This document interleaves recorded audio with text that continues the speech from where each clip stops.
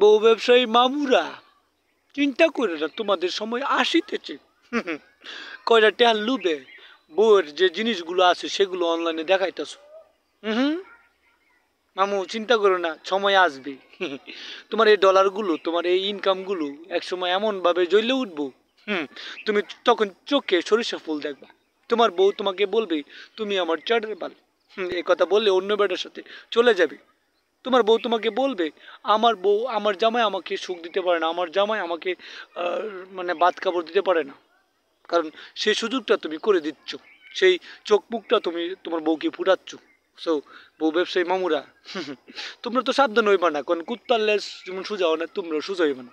হ্যাঁ, তোমরা সবসময় বউ বেচ্চা অভ্যস্ত হয়েছো, কত সবসময় বউ বেচ্চা মানে একটু সুখের পথ দেখছো তো। চিন্তা করো না, এই সুখের পরে দুঃখ আসবে, নিশ্চিত থাকো মামু, নিশ্চিত থাকো। ডিভোর্স অবশ্যই হবে।